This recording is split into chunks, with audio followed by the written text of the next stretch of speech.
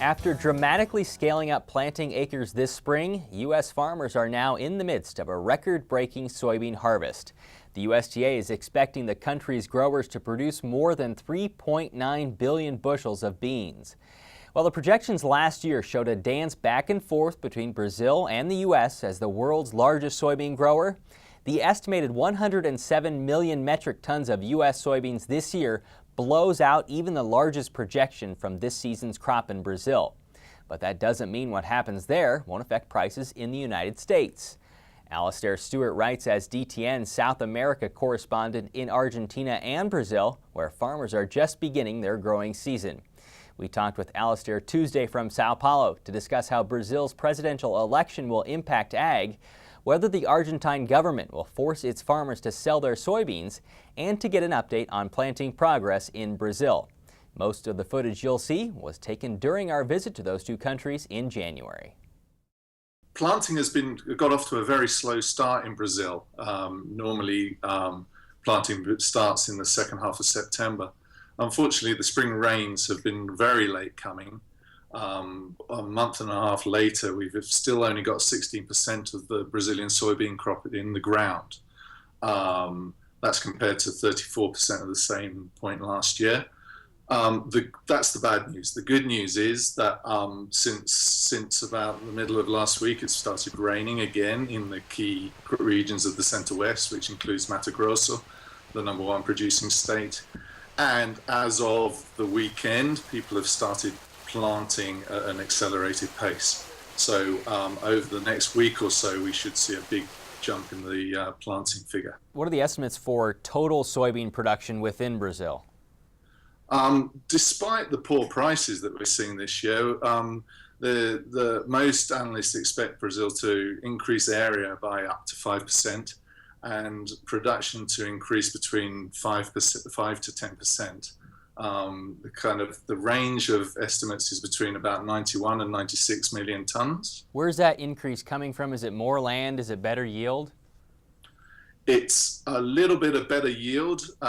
Some parts of the grain belt suffered from dry weather last year.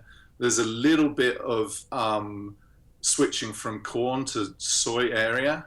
Obviously, corn margins are much worse than soybean margins here in a place that doesn't have as good a corn yields as the US.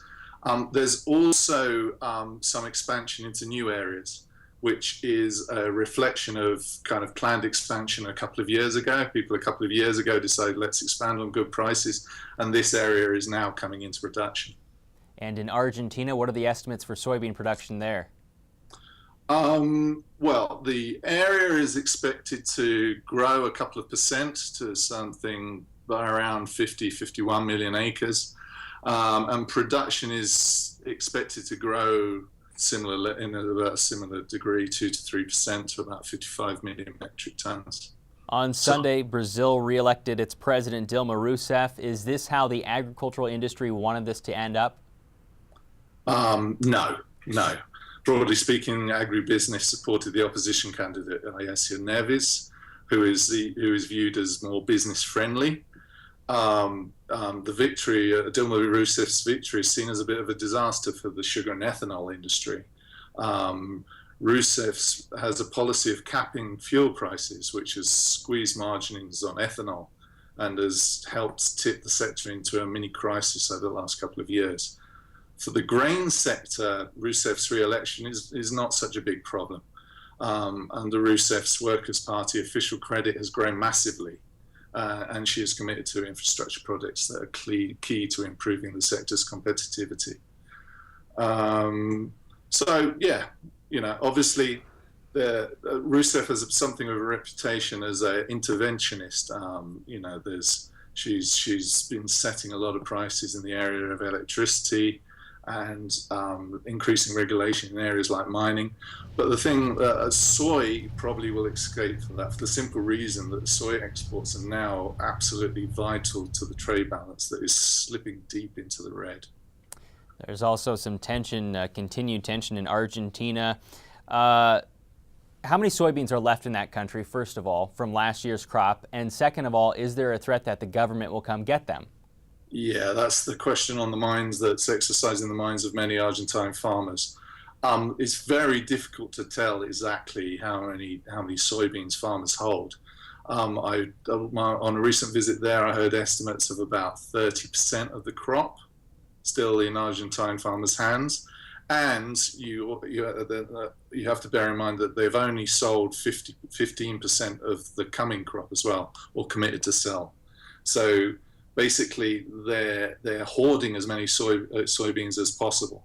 The industry is very stressed by this new supply law that was announced last month, which gives the government powers to actually confiscate stocks, food-related stocks in extreme circumstances. Farmers are extremely nervous about that. From what I've been hearing, it seems unlikely that they will actually, this will be applied to farms. What it seems to be more, it seems to be have passed to increase pressure on the trading companies, the exporters and so forth, to actually get rid of their stocks, actually sell on their stocks. So it will obviously have a direct impact on supply, on world supply, but not on the Argentine farmer per se, is what I've been hearing. I want to end with this question. As you look at Argentina and Brazil, Argentina will hold its presidential election in a year. Is agriculture gaining a bigger power or a bigger influence in both of those two countries? Yes, definitely. In Argentina, grain and agriculture has always been very important, as in Brazil, but grain production has now become extremely important because it's a vital source of foreign currency. Soybeans, I believe, account for about 30% of foreign income now, or rather government income in dollars.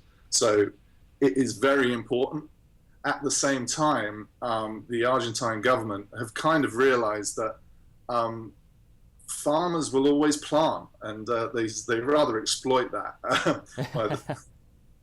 by the fact that they realize that if the tax is 10% or 35%, farmers will plant anyway. And so they've kind of been ramping up the export taxes and so forth over recent years to try and maximize their revenues from this sector.